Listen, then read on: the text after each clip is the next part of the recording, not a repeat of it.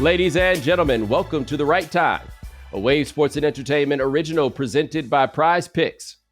My name is Bomani Jones. Thanks for listening wherever you get your podcast. Thanks for watching us on YouTube. Subscribe, like, rate us, review us, give us 5 stars. You only give us 4 stars. I'm inclined to believe you are a hater. Also, check us out at The Right Time YouTube channel. Lots of YouTube exclusive content there each and every week. All right, we're going to get to your voicemails a little bit later. Also talk a little bit about the NBA. But first, we need to talk about the NFL, which really has two kinds of teams, right? Like we try to figure out, in a lot of cases, what is the nebulous space that they inhabit. You know what I mean? But we got two kinds of teams out here. We got winners and we got losers. Now, I want to be careful about the way that I categorize the losers, because as we've talked about this, there's no more insulting thing that you can say about somebody than they a loser. Like, it's one thing to be losing, but it's another thing to imply that somebody is a natural born loser, right? It's like fundamentally in your DNA that you just be out here losing. I was about to say that I would fight over that, but I'm going to be honest with you. I might go buy a gun. You know what I'm saying? Like somebody just flat out calling you a loser. It's a tough break because I think about everybody that my daddy and my brother ever told me was a loser. And damn, they were all losers. Flat out turned out to be losers. My brother had a friend once that my daddy called a loser, and my brother didn't know that he was a loser. Man, that dude wound up smoking rocks. You know what I'm saying? It's a strong indictment to make up a person or a situation. But I'm not going to feel as bad when I get to talking about these losers because I'm talking about them as a team, which is to say that somehow their connectivity and the way that they react to each other creates a sum of losing. I don't know who the individual losers are, but y'all are all caught in what's it called? A morass of losing, right? Which thereby makes it a loser pit. Like that's what y'all got going. Case in point is something right around Vine City in Atlanta, and it just go around the old stadium and the new stadium, and it envelops them in loser juice. And you know that it envelops them in loser juice very easily by the fact that the Hawk Stadium is right over there by it. Tell me there ain't been a bunch of losers for about as long as I've been alive. You know what I'm saying? Anyway, actually, I'm trying to think about this. Hey, Sean, should I talk about the winners first or the losers? Like I'm on this loser roll. I feel like it's wrong to make the winners wait, but at the same time, should we address the losers first? You know, I think the winners deserve the best. So if you want to, hype up the winners towards the end so the viewers stick around, let's just get the losers out of the way, There we go. Now, I'm sure you can understand who like the realest winners are out here in these streets. If you are watching this on video, if you are listening, does it sound like I got my brand new Lions hoodie on? Because if it don't sound like that to you, I got to figure out a way. Because it's so much better now that I got this. But anyway, first set of losers I want to talk about is the New York Jets. So actually, let me put this all together for you because it's a lot of things at once, right?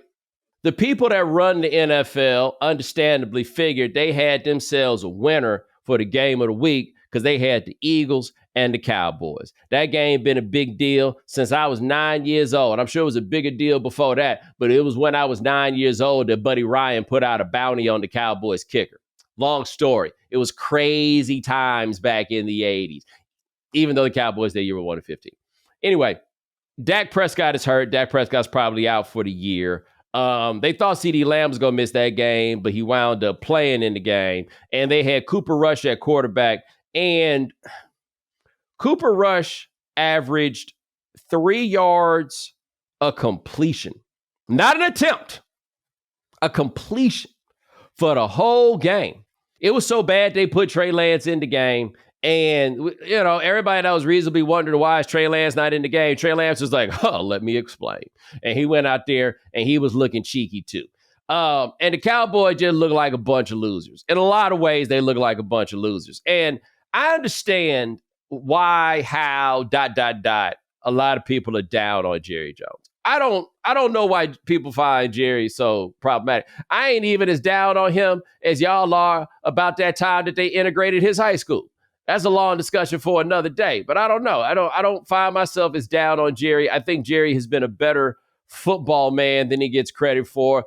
But Marcus Spears made a point earlier this season, and I thought it was a great one that kind of made me rethink Jerry a little bit. And I'm trying to remember what they had done this year that was all bad, but they had done something that was all bad. And Jerry was out there explaining it or whatever. And I think he said something to the effect of the buck stops here. And what Marcus said that I thought was really important was the owner is not supposed to feel like winning and losing comes down to him. Like the owner's just not supposed to be that involved with the team. Given that no other owner talks to the media at all, I appreciate the fact that Jerry Jones takes questions. The fact that Jerry Jones takes questions after every game, I see what the problem with that is. And I really, really, really see what the problem with that is this year where Jerry's starting to crash out a little bit on people, right? Now, I don't know how much it is Jerry's getting older and that stresses him out about every season where the Cowboys are good. I don't know if he's reaching that point in life where he's just unable to control his impulses. I don't know what it is, right? But there was a thing that went on in the game. CeeDee Lamb dropped a touchdown pass where he was wide open. Shout out to you, Cooper Rush. You might have been better than 3 yards of completion, though I'll be honest with you, I don't know what yard line you was throwing it from. Anyway, CeeDee immediately acknowledged that he lost the ball in the sun. Now, you are maybe wondering how often it is that you've ever seen a wide receiver lose a football in the sun. Well, the way that the stadium is set up in Dallas is there appears to be a window at what has to be the west based on my rudimentary understanding of how the sun works. And so as the sun sets in the west, it shines straight through and it was blinding through the stadium. Now, people have made the point, why don't they put a curtain up, right? And I will note that I've seen the point made that for concerts, quite often they put a curtain up at Jerry World for this sun situation, right? And right fast, to cut slack to whoever designed the stadium or whatever it is. I do think the architect should have thought about this a little sooner, but you would be surprised how often these kinds of things come up and you don't realize it until it's too late. I used to work at a studio for ESPN. It's one they use there that's got that shot of the Brooklyn Bridge in the background at the seaport. What they wanted was a shot of the Brooklyn Bridge in the background. When they first opened, right, and I don't know what they did to mitigate this, but when they first opened, they realized they had a little bit of a problem. Relative to the studio, the Brooklyn Bridge is east. And so when you're doing this morning show at sunrise, it might not be the easiest thing for putting together a TV shoot. You see what I'm saying? Right? That can happen. I don't remember exactly what they did to fix it, but boss man say, I want the Brooklyn Bridge. You give them the Brooklyn Bridge, and then things happen, right? So I can see how this could come up with the stadium. I still think somebody should have thought about it, but just saying this isn't the only place where they make this sort of mistake. So anyway, after the game, Jerry Jones was asked, why don't you put up a curtain? Here's a tweet from, I think it's John Machota. I don't know how to pronounce your last name, John. I apologize, but he covers the Cowboys for The Athletic. I followed him on Twitter for many years. I just haven't heard anybody say his name. And so here's the back and forth with Jerry. Jerry says, by the way, we know where the sun is going to be when we decide to flip the coin or not. We do know where the damn sun is going to be at our own stadium. And so somebody says, why not put up curtains over the windows? Well, let's tear the damn stadium down and build another one. Are you kidding me? Everybody has the same thing. Every team that comes in here has the same issues. I'm saying the world knows where the sun is. You get to know that almost a year in advance. Someone asked me about the sun. What about the sun? Where's the moon? And Jerry, this how you know Jerry crashed it out. Somebody said, why not put up curtains? And he said, well, let's tear the damn stadium down and build another one. No, Jerry, we saying don't do that. We saying just put up some curtains. Let the whole point of the curtain is the simple solution that stops you from having to tear down the stadium. Like, that's why that man in a tough place right now, right? And he in a tough place because his team isn't just losing. They look like losers. They're 0-4 at home, okay? They're 3-6. Somehow they're above 500 on the road. I guess that's where they play the bums. But they are winless at home, and they out here kicking it like losers. And America loves it when they kick it like losers. Now, this is the thing to me about the Cowboys. I think The Cowboys attract all this attention, and that's just the game, right? There's somebody in every league or some team in every league that gets more attention than the rest. They're the strongest brand. Yes, people are going to talk about them more when they're losing, whatever it is. You think they should give more props to your team when they win and whatever. Okay, Cowboys out here looking like losers. Got you. But they've generally been pretty good. They haven't been as good as like a lot of people would want or a lot of people think they should be, but they've been pretty good. It's a whole different situation when they're bad, and they're flat out bad right now with the quarterback that's probably going to miss the rest of the season. This is where the wheels can come off. Now, the wheels don't have to be off. There are 3-6 teams, especially in an era where you get more teams going in the playoffs than used to be. You can kind of put this thing together and maybe put yourself together a wild card situation, but not when y'all out here kicking it like a bunch of losers. They're done. And their best defensive player is Micah Parsons. And Sean, let's pull this clip up. He was asked, and by the way, they starting to ask these kinds of questions now, where somebody was asking him about, how the team was responding to this, given that Mike McCarthy's got a 1-year contract. So, his job could be on the line behind this. And this is what Micah Parsons had to say. Mike's on the final year of his contract, so outside there's, of course, going to be questions. What's the sentiment inside the locker room, and what do you tell people who are wondering about whether McCarthy will be your coach next year? That's above my pay grade about if Mike is coaching again next year. But, all coaching aside, Mike can leave and go wherever he wants, but the guys I kind of feel bad for is guys like Zach Martin and guys who might be on their last year or on their way out, because that's who I wanted to hold the trophy for. You want to win games and do great things with those type of legends who put in more time and work than Mike McCarthy ever did. So those are the kind of guys that I have so much sympathy and hurt for. You guys were 2-2 when you got hurt. You're 3-6 now and seemingly well out of the playoff picture. How do you contend with the feeling that the season is lost? Be the light. Even when it's darkest, light up, bro. Thank you. Did he say light up? Does he know what that mean? All right, now look, as I hear this, I'm not ready to tear Micah Parsons down completely about this, right? I will make the point, though, that they put in more work than Mike McCarthy ever did is a really bad way to go about making the point that I think he was trying to make, which is for a guy like Zach Martin, his career is over. For a guy like Mike McCarthy, there are other jobs that he can get. So that would be foremost on his mind. Got you. It's above my pay grade what to do with Mike is not what you say about a coach you like, or at the very least about a coach that you think highly of. And he put in more work than Mike McCarthy ever will is not what you say about a man that you respect. However, that is the kind of inflammatory quote that I would expect from a podcast host. And that's not to say that Micah Parsons is not a beast on defense. That was just real podcast host behavior that he offered right there. And I, as a podcast host, am going to offer you a little advice as a podcast host, which is save it for the show. You just gave the milk away for free, baby. You're going to be out here giving these hot takes, save it for the show. And by the way, when they started lighting his ass up about it on ESPN, Michael Parsons' show did get on Twitter and say, I'm going to talk about it on the show. And this was wrong with y'all, in part. This idea, this hosting podcast and talking about the stuff, no, brother, this is not maybe a 10-minute hit for your local radio station, okay? But this host...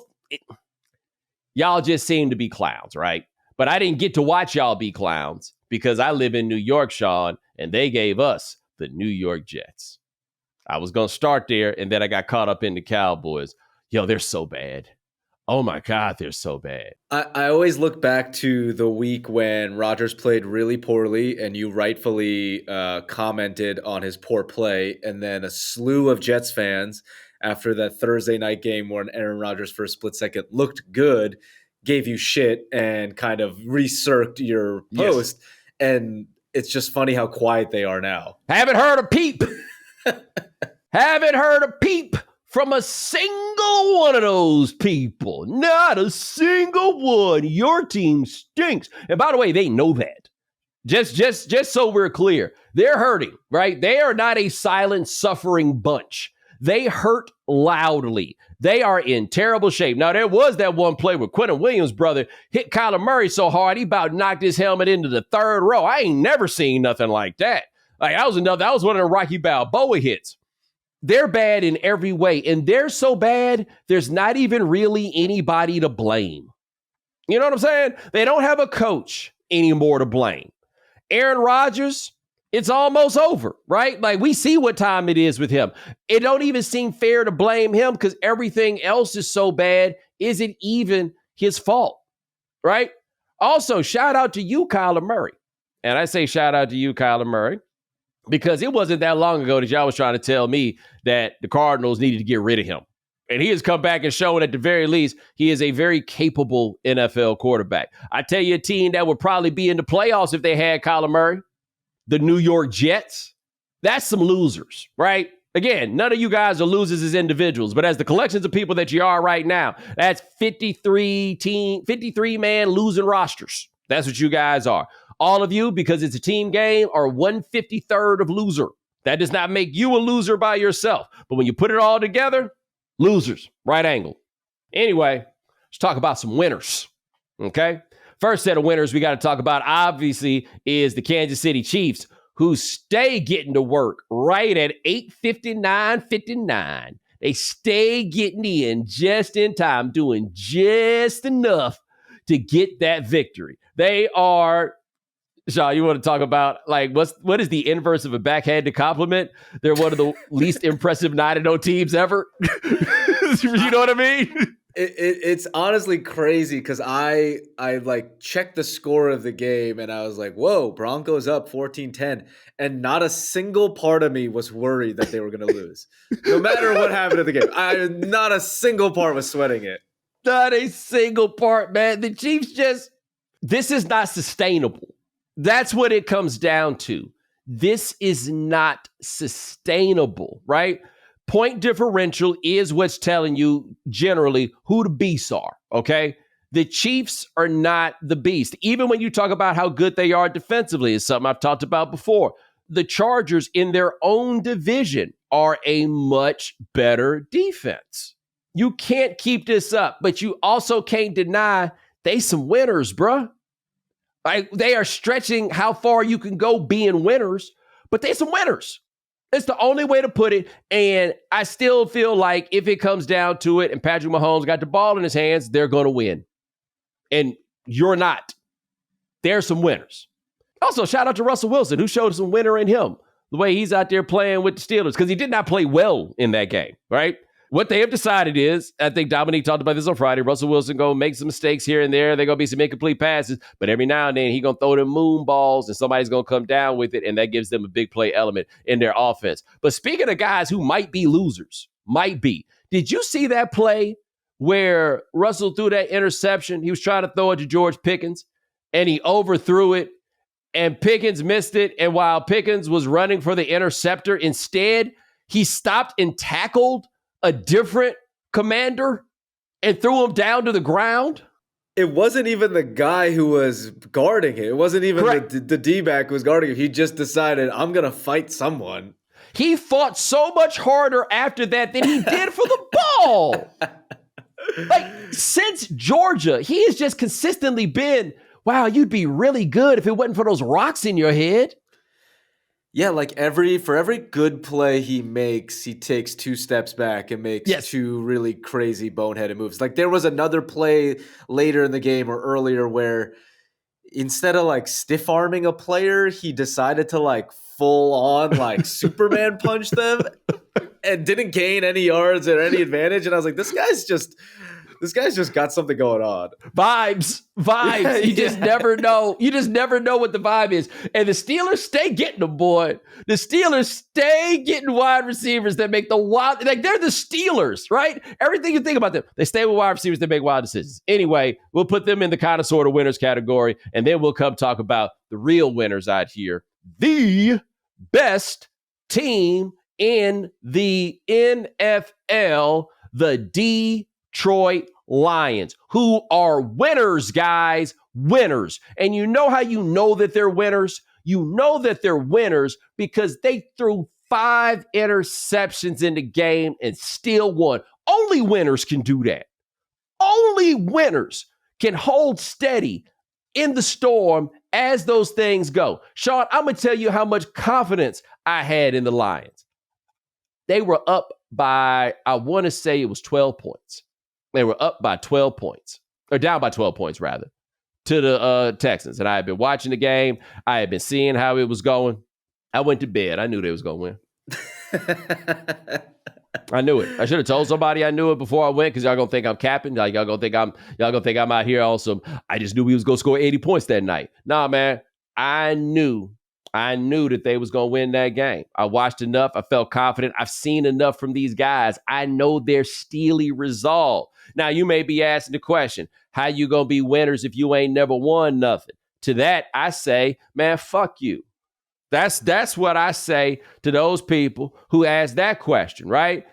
Tell me how they did not comport themselves as winners in that game. Tell me that they did not hold it together like winners do, right? If they had already won a championship and you did that, or if Kansas City had done that, you'd have been talking about how they was some winners, right? Shout out to you, Jared Goff. You played a terrible game, but you still was out there making it happen, keeping it going. Shout out to the rest of the Detroit Lions on defense. You know how good you got to be on defense to play a game like that? To show up like that and only give up 2 touchdowns after your team has had 5 interceptions. There was a moment, I don't know how much you watched the second half, but they came back in the third quarter and the Texans got the ball and they're playing the interview that they had of Dan Campbell, and he's like, well, we got to bounce back. It starts with our defense. And immediately they had a pick. And from that pick on, I was like, yeah, this game's over. The Lions locked in. Yeah. Locked in. By the way, Texans, really weird team, right? I think that we did that thing, and we always forget this quarterback thing is kind of up and down. I don't think Stroud has played as well this year as he did last year. I haven't watched them as much. You could probably make a statistical, I don't know the statistical case that you'd make, but he hasn't played as well. But also his receivers just keep dropping like flies, right? Like they have that issue. They are so beat down when you watch them in every game. Like Will Anderson didn't play in that game last night. They're always telling me about somebody who's out for whatever reason. They have a negative point differential at 6-4. Luckily, they're playing in a division with, there's a lot of loser juice going on there too, Sean. They got the Jacksonville Jaguars. They've got the Tennessee Titans.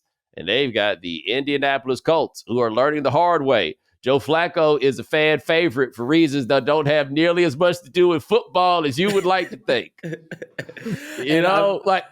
I was going to say, I'm shocked, Flacco and all, but like the fact that Doug Peterson didn't get put into this loser conversation, because I saw you tweeting about him. I just forgot, to be honest. Every week I look up, he still has his job. I'm like, damn, they still ain't fired him yet.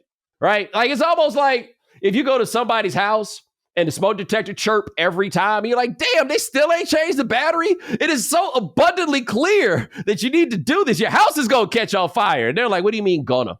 Like, I'm talking about changing the smoke detector. They are engulfed in flames.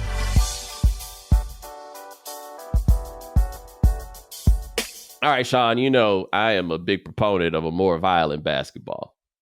Like, I want it. I want more violence in my basketball. I don't know how much you saw from the Celtics and the Bucks on Sunday, but Giannis, not cool, but he caught Jaylen Brown with an elbow to the head, and then Jaylen Brown comes down, and Giannis offers him some dap, and then Giannis, like his third grade, hit him with too slow, took his hand back. You can't do that after you just elbowed him in the head, right? Like if you want to do that under some other circumstances, I'm all about it, right? Like, look, I'm personally keeping D's nuts alive all by myself. However, you can't do that after you just elbowed the dude in the head. No, there's perfect situations for something like that. And I love it. Like, I love the fake handshake, hair thing, like big, Poppy on Levitard used to famously do that. And it's always funny. But in that situation, after elbowing someone, you are clearly in the wrong. Yes. Poppy on Highly Questionable. Yes. Highly Questionable. The name of that show, right? Yes. Levitard's a different one. But yes, you are correct. I enjoy that also. But I mean, to be fair, Jaylen Brown could have been suffering from a traumatic brain injury. You know what I'm saying? Like, he might have been like, wait a minute, your hand was just right there. You just elbowed him in the dome. But I was here for it. I just want something. I just want a little bit more. They came back down the other end, and I don't know if you've seen it. And Giannis went up for one, and Jaylen Brown hit him with the forearm shiver. I got to look at Joe Mazzulla right now. I don't feel like Joe Mazzulla is walking like he talking. In fact, we can have this right here, that clip where Joe Mazzulla said what he wanted to see more of in the NBA. I think we should institute power plays where instead of taking the ball out on the side, you commit a foul, the guy goes to the other side of half court, and he can't leave the half court circle until like 3 seconds. Oh, I love this. The biggest thing that we rob people of from an entertainment standpoint is you can't fight anymore. We should just bring back like fighting. I mean, I'm not against that. I'm not against those days in the NBA. What's more, I mean, you want to talk about robbing the league of entertainment. What's more entertaining than a little scuffle? I agree. How come in baseball they're allowed to clear the benches? How come in hockey they're allowed to fight? I don't understand. See that? He say he wants some more fighting in the NBA. They out here elbowing y'all boys in the face, and all they could do is a fake tackle. Sean, they should have jumped him. It should have been on site. Something like that. You know, both sides. Even like Jaylen Brown's retaliation. If I was the Bucks, I would have attacked. You're attacking the best player. And you can't tell me that the Bucks don't want to fight somebody. I am not fully immersed in NBA right now, right? So maybe more of this is being discussed. But the truth is, if the Bucks hadn't just fired their coach last year, you have to fire Doc Rivers right now. And it's not even his fault. But 2-8 with a team like that, somebody's supposed to get fired. General manager, whatever it is, like a 2-8 NBA teams don't become good teams. You know, and this is the same thing with the Sixers, by the way. And you can make the argument, well, they don't have Embiid. Paul George has been out. Maxi's hurt, whatever it is. They're going to be going through something like this all year long. They may wind up getting better later, but the list of teams that start off with records like 2-7, 2-8, and all of this, and then somehow turn out to be good, that list is short, guys. Short. Like the Sixers and the Bucks, one of them might miss the play-in. I think they probably get there. Like when you look at it, they're at the bottom, but they're in the 2-win space, and the play-in space right now is 4 wins and goes all the way up. So like it's a cluster, it's a clump of teams. But all I'm saying is the Bucks need to be fighting in practice somewhere, right? They've got to be doing it. But also throw this out here. The whole Giannis want to go somewhere else. Hey, bro, don't do that. I'm just telling you right now, don't do that, because wherever it is that's going to get you, they're only going to be able to do so much to put a team around you, right? If I'm you got your ring already. You got your MVPs. If you don't trust the front office in Milwaukee, just go get that man fired. Like, it's not that hard. You don't have to go get a whole new front office. You just say, get this dude out of here. But you'll be in a better situation being Milwaukee's forever than you will going to go try to hunt for a ring in a league where it's harder than ever to win a ring, because they're doing more than ever to make it difficult to build a team that can not only win a ring, but sustain.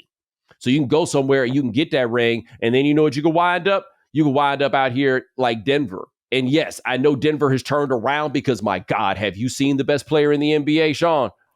His recent 7-8 game stretch is unbelievable. It's nuts what he's doing, but they got personnel deficiencies that I don't think are going to be. I don't think that they can win the West with the personnel problems that they have.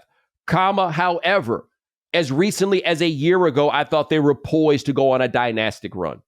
Right? It's just that hard. Like, your team is down right now. I feel you, but you might want to stick around. Just because I don't know how easy it is for anybody to get this right in the way you're talking about. You know what I mean? And you look at the differences of the Bucks and the Nuggets. It's like, the Nuggets have their best player playing his best ball, where on the other side, you have Giannis doing weird, dumb stuff and complaining, and it's the tale of two tapes, whereas like I'm more optimistic about the Nuggets, regardless of the personnel issues. The Bucks, and see, the question is, and I don't know enough about the cap stuff and everything else, how hard is it going to be for them to get some guys around? Because their bench situation is just bad. And I think all of us in sum total underestimated what it meant to, like, what Chris Middleton meant. Chris Middleton was the second best player on a championship team. And he's not, like, when he can play, he's not that dude at this point. But anyway, Sean, I was all hyped up about the extra violence, and we need some more hard fouls. Did you see my boy Chip get his hip broke? Devastating, because, again, he's been someone who's been playing so well and living up to, this player that we all thought he should be. so good and ornery and everything else. And my favorite thing is, well, first of all, we'll put this up. Chet had a nice long tweet for everybody, talking about, how he felt. He's in his hospital bed. He's talking about it. Let me read it to you right fast. He says, can't tell if I feel better or worse about this, having been through something similar before. On one hand, I know how to approach it. I know what to do. I know what not to do, and how beautiful the other side is. But on the other hand, I felt the frustration of this process and the wear it puts on your mind. Most of all, I'm hurt. I can't help my teammates, play for our fans and support us for a while. Everyone who sticks with me and our team, along with my need for hoops, is a big part of my passion to return. Don't pity me or feel bad. There's lots of people out there right now with problems that don't heal. Anyway, excuse my rambling. Just wanted to address our OKC fans and family. Thoughts from the hospital bed. Signed 7. Now, I think it's fair to ask whether they had got him on some druggy drugs, but by the time this went out, I imagine having a fractured pelvis has got to be very, very painful, right? But that's not the best tweet that Chet sent. So what happened was he had gone up for this layup, and Andrew Wiggins caught him in the air, and he landed right on his hip, right? So Chet sent that heartwarming tweet.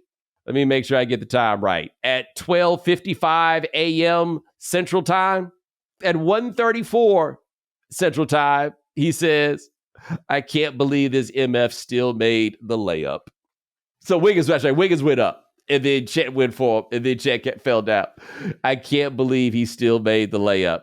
That's why this dude could play for my team. He's still thinking about that. Like, that's the point where I think the drugs wore off and he realized what actually happened. And he was like, God, I didn't even stop the play. Yes. And that's what I'm saying, man. Like, me, man, I'm out here riding for, hashtag Slim City. I'm riding for all the homies, right? He gang, right? We all on the same team. I got you. But if my man can't hit the ground like that without breaking his hip, then damn, man, maybe I need to slow down on my request for violence simply in the name of diversity, equity, and inclusion, right? The homies ain't never going to get to play if we're going to be out here breaking our hips like that. So for right now, either until we can get some better padding, you know what I'm saying? Or we can get a committee to talk about this while Chet's out. So I'm calling for a moratorium on the violence, right? Big Vic, you need to step your game up a little bit, but that could be you. You know what I'm saying? So chill out, but get better. And who am I kidding? I want to see. I would love, I still want to see them two dudes fight. Like somebody said, it'll look like them things out front of the grand opening of that new CBD store in front of your house, just swaying back and forth.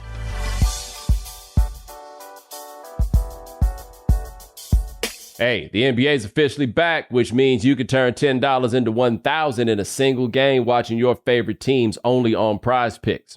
You can make a Prize Picks lineup between the NFL and the NBA in as little as 60 seconds. Sign up today and get $50 instantly when you play $5. You don't even need to win to receive the $50 bonus. It is guaranteed. Quick withdrawals, easy gameplay, and an enormous selection of players and stat types are what make Prize Picks the #1 fantasy sports app. But rather than hearing it from me, let's hear from our expert picker. Sean, how the picks going for you?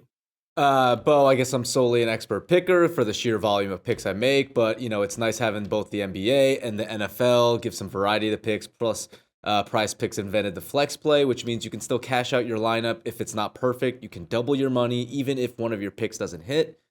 Prize Picks offers weekly promotions that could lead to big payouts like Taco Tuesday. And you get discount selects on player projections up to 25% to provide even more value for your lineup. There we go. So you make sure to go to prizepicks.com/Bomani and use code Bomani for a first deposit match up to $100. That's prizepicks.com/Bomani. Prize Picks, daily fantasy sports made easy. This episode is sponsored by BetterHelp. Let's take a moment to say thank you to someone in your life. Whether it's your therapist, loved one, or a friend who really listens to you, it's always helpful to show some gratitude. Sean, is there anybody in your life you want to send some thanks to? For me, Bo, I'm always just thankful for my friends and family who have been through me through good times and bad, and especially in this current climate, it's nice to have people around that really care and want to talk to you. So while this month is all about gratitude towards those people in our lives, there's another person we don't get to thank enough, and that's ourselves. it's sometimes hard to remind ourselves that we are trying our best to make sense of everything. And in this crazy world, that isn't easy. So here's a reminder to send some thanks to the people in your life, including yourself. If you're thinking of starting therapy, give BetterHelp a try. It's entirely online, designed to be convenient, flexible, and suited to your schedule. Celebrate the progress you've already made. Visit BetterHelp.com/Bomani today to get 10% off your first month. That's BetterHelp, HELP.com/Bomani. Finding the perfect gift can be tough, especially one that won't end up in the back of a closet. This holiday season, do what I'm doing and give the gift of planning unforgettable experiences with Viator. You can book guided tours, activities, excursions, and more. Viator has over 300,000 travel experiences to choose from, so it's easy to find something that everyone on your list will enjoy. Plus, they have real traveler reviews, so you can pick the perfect experience with confidence. And with free cancellation and 24/7 customer support, you can gift worry-free, knowing that plans can change, but great memories last forever. Whether it's a unique way to explore their own city or an adventure on their next trip, a Viator experience is a gift you won't regret. So skip the predictable presents and make this holiday one to remember with Viator. Download the Viator app now and use code Viator10 for 10% off your first booking in the app. Find travel experiences for you. Do more with Viator. We know you can't be on top of all the news and information of the day. No need for the social media feeds. We got you. Now, if you haven't heard.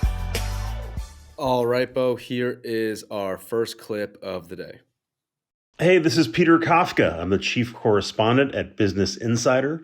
And this week I wrote about Threads, which is Mark Zuckerberg's attempt to create his own Twitter. And by one measure, that's going pretty well. Zuckerberg says Threads has 275 million monthly users, and it's adding 1 million people a day. For contrast, the last time Twitter reported its monthly user numbers, which was way back in 2019, it was at 330 million. So Threads, which only launched last year, looks like it's already about the size that Twitter was at before Elon Musk bought it. But on the other hand, it sure doesn't seem like there are 275 million people on Threads. I'm there a lot, maybe it's the way I use it, but it feels lonely over there. Just as important, Threads doesn't seem to have anything like the cultural impact that Twitter used to have or even still has. As my colleague Katie Notopoulos puts it, it's a little weird that Threads can be this big without having any sort of usefulness, unique culture, or moment. I have some theories about why Threads may be big but not important, and you can read those in my story on Business Insider. Did he just hit us with a tease? He sure did. I mean, John, has anybody done that?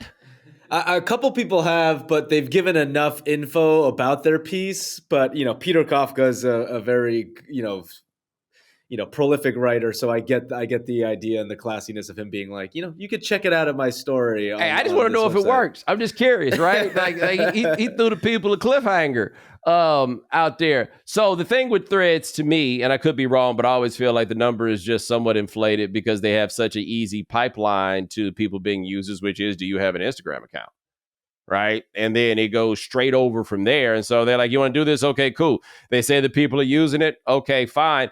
The difficulty with starting a new social media network at this point, I mean, this is how I felt, and I don't see how this is wrong, is that the other ones that are already established already have the most important thing that a social media network needs, which is the people.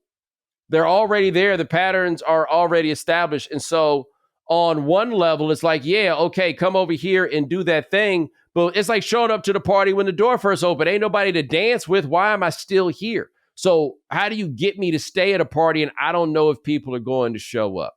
That's their dilemma. I actually very recently went to an event that Threads had. It was, I don't know exactly how to describe it, but it was one of those things. I really don't know. I think I was an influencer for purposes of this discussion, right? And I asked the question while I was there, which, by the way, probably not the question that they want somebody asking, but it's the real question, which is whether or not this entire experiment is over. Right? Like all my friends who are freaking out since Trump won the election and they're like, oh man, I've got to get off Twitter. I'm going to go to Blue Sky. I'm going to go to wherever it is. Bruh, they going to find you there. Like the question to me is about the entire thing. Like I said this about Threads when it first started it's like you got Twitter. You just don't want to call it Twitter. And I am stunned by the idea that people still want to do Twitter. Now, I also recognize, though, that I am speaking from a position of a polarizing public figure, a lightning rod, if you will. So what I hear is going to be a lot less positive, perhaps, than the things that you guys hear. And maybe the noise is a lot less noise and you're just interacting with your friends. But that brings me to the question, if it's a lot less noise and you're just interacting with your friends, then why do you need to leave? Right? And you've been saying this before, it was an Elon thing. I don't know why. Everything that tells us that all this social media is detrimental to our health, all these bad things about it, and we can't let go. We dope fiends, okay? And I don't know if people are like, if people are running to go get a different dope. I don't know. All right, here's our next one, Bo. This is Benji Jones, an environmental correspondent at Vox, and earlier this year, I wrote about the spread of invasive snakes in Puerto Rico. Recently, 3 species of large invasive constrictors have been spreading across the island. They include boa constrictors, which are native to South and Central America, ball pythons, which are native to Africa, and also reticulated pythons, which are the longest snakes in the world, known to reach 30 feet. In their native range of Southeast Asia, reticulated pythons have swallowed at least one person whole. In Puerto Rico, though, it's the native wildlife that's most at risk, in addition to people's pets. Boas and reticulated pythons are apex predators in Puerto Rico, which means that they're at the top of the food chain. They basically eat anything. They pose a risk to a number of native species, including rare birds like the Puerto Rican parrot. One person also told me that a python ate her chickens. To be clear, it is humans who brought these snakes here. They arrived through the pet trade. And unfortunately, the government doesn't have the staff or the money to really tackle this problem, so it falls to scientists and a team of python hunters who are just capturing these snakes in their free time to really deal with this problem. You can read more at vox.com. I had never heard the term invasive snakes. And I have to say, I found it to be very, very jarring, only to be even more jarred. Like, I was thinking, like, oh, maybe that's just what no, they does sound like they're being invaded. You reacted to the line that I reacted to of a person being eaten alive whole by a python, and I was like, at that point, it's war. If you're gonna eat a human whole, like if I see a snake, it's dead. Yeah, hold on. I've been learning Spanish, but I just realized something I didn't know how to say that I need to check, and I should have known this, but I'm going to say this sentence right here. It sounds like in Puerto Rico, ellos necesitan llamar la Guardia Nacional. Just saying, if snakes is out here eating people whole, they start eating people whole in New York, we call them the National Guard. Get them in this motherfucker right now. Llamar la Guardia Nacional. Ahora. Pronto. Pronto. That's the craziest thing I ever heard, man. I was thinking about taking a trip to Puerto Rico, man. Now, I don't know. I need to watch a show of the like snake hunters who are just doing it for fun because there's a lack of infrastructure in Puerto Rico to hire like actual government officials. I mean, something tells me that the new administration isn't going to be very helpful to the cause of the snakes in Puerto Rico. He's not going to do it. He might send people to Puerto Rico, help with the population. Here's our next clip. Hi, my name is Liz Brunig, and I'm a staff writer at The Atlantic. Today, I want to tell you about a recent article of mine called What Do Wives Want? In the last few weeks of her campaign, Kamala Harris backers produced a viral campaign and a couple of ads aimed at the wives of Trump voters. In these ads, Trump voting wives were assured that their votes are secret and that their husbands can't pressure them into voting for Trump. The purpose of the campaign ads is to try to secure votes for Kamala Harris by intervening with formerly conservative voting women. If it works, then Democrats have discovered a new cache of liberal votes that were considered lost to the left. And there's some evidence that these votes might exist. The wives of Trump voters have, in some cases, formed a Facebook group to talk about being wives of so-called deplorables. Also, publications have published interviews with women despairing over their male partner's Trump views. But how common are these women? And is this mostly a fantasy or wishful thinking on behalf of liberal Harris backers? We'll see. But my bet is that conservative women aren't cowed by their husbands in most cases. They're just conservative. Gotta say, surprised that some people still can't say her name right. Anyway, I am inclined to believe that one right there, though. That's the thing that people learned the hard way. And I thought they would have learned this in the 2016 election. Yes, there are a lot of women who do what they man tell them to. I'm not pretending like those people don't exist. But what they were doing, and I think that this is a mistake that the Democrats made a lot in this campaign, is projecting what they deem to be good sense onto other people, right? Like, of course, you couldn't vote for him, not with the ... after he ... And they're like, nah, actually, we can, believe it or not, right? Like, it's not like the arguments that people make now about the Republican Party doing harm to women aren't new. The stakes may be higher, but they aren't new. And so, hey, he ain't got to know who you vote for. They're like, hey, Will, I'm going to tell him. They wasn't even tripping, right? And so what I wonder is, was there data to inform those decisions? Or was it just made based on conjecture and conventional wisdom? And I'm saying that not rhetorically, but sincerely. I would love to know what led them to believe that that was the way to go about it, because I'm inclined to agree with Liz at the end there. That's what they own. That's what they was going for. Wasn't nobody making them do it. They felt like it. All right, Bo, for this week's voicemails, you had our audience ask you anything. Got 3 great questions. Let's start with this one. Hey, Bomani. This is Will, living in D.C. I had a question for you. So I noticed, like, in the basketball season, you were doing some stuff with Melo and Vince Carter on the Altcast and stuff. Is there anyone that you could meet that would, like, make you nervous, make you starstruck? I guess outside of probably Jordan. Thanks. I guess it kind of depends on, like, what you mean by starstruck, right? Like, do you mean I will see them and be rendered unable to talk? Like, I was pretty damn starstruck the day that Magic showed up at the office, but I could hold it together. You know what I mean? Like, at this point, I'm going to be able to hold it together, but I'm going to still be, like, gassed up. Like, I was very excited about the idea of meeting Magic Johnson and loved the idea that he knew things about me. That was kind of a big win. Same time, like, we interviewed Bo Jackson many years ago on Highly Questionable. And he said, Mr. Jones, before I said anything to him. And I was, see, Sean popped up the same way I did. I was like, yeah, dog, we doing it, big baby. We doing it. So, yeah, that's kind of interesting. Now, if Stevie Wonder knew who I was, I would both be starstruck and afraid, because he probably heard what I've been saying. And I don't know if he think I don't know if he would think that it was as funny as I have thought that it has been.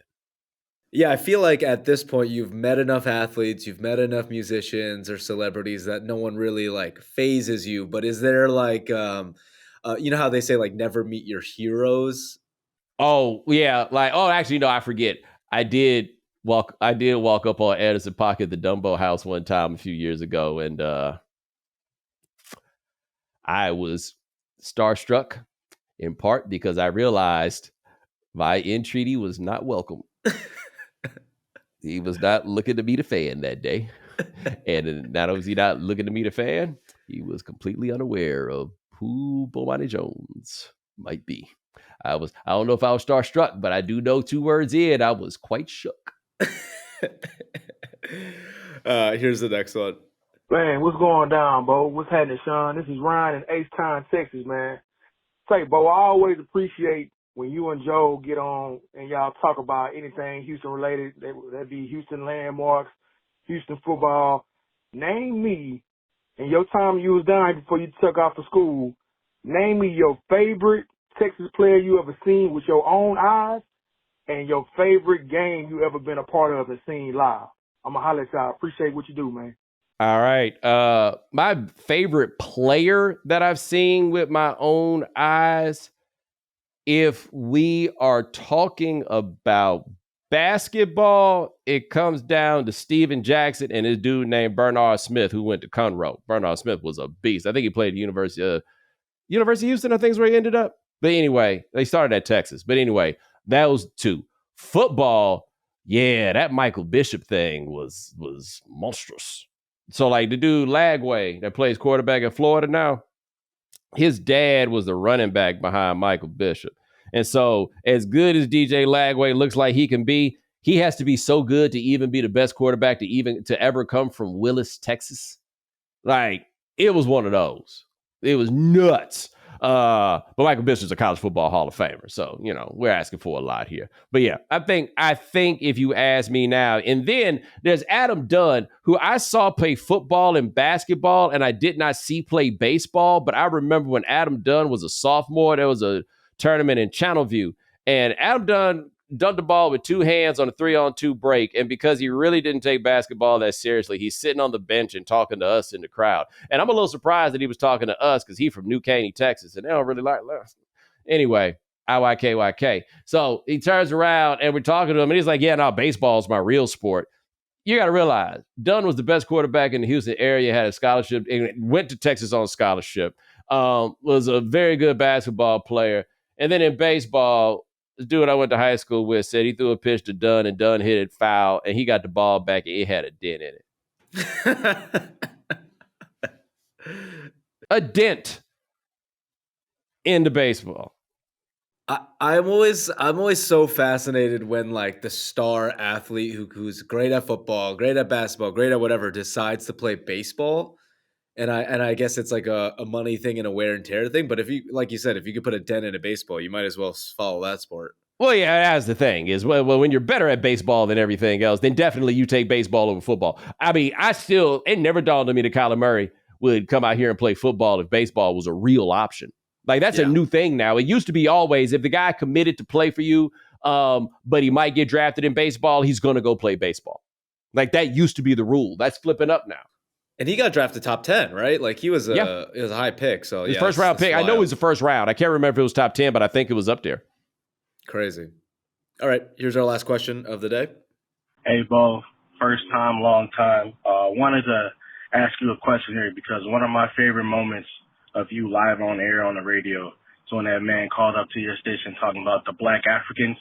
I don't know if you remember that, but that was one of my funniest moments ever on your show. I was curious to know, what was your favorite moment live on air on the radio? Thanks. I don't know if it's appropriate to talk about what my favorite moment was on the air, but a woman. Let me try to think of what my second favorite moment was.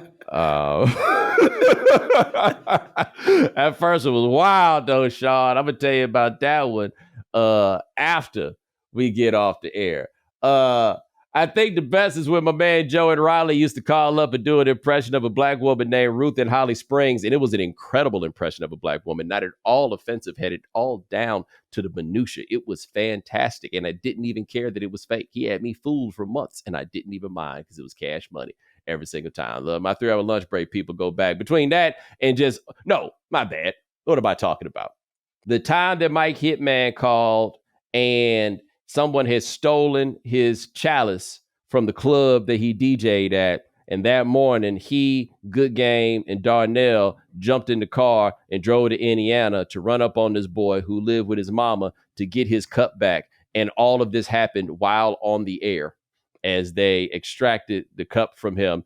And Mike telling this woman, and I quote, "I'm sorry, ma'am, I have crazy friends." And then when her husband would try to jump in and she was trying to protect her son, "Ma'am, tell your husband to sit his ass down and shut his ass up. Ma'am, tell your husband, sit his ass down and shut his ass up." In fact, the top 5 things I've ever heard moments on the radio all involve Mike. There was also the time that a Doberman chased him on top of his car and he could not get off the top of his car because there was a Doberman. And he said to somebody there, "Do you have a gun?" And he said, "Yes." "Why?" "Then shoot the motherfucker."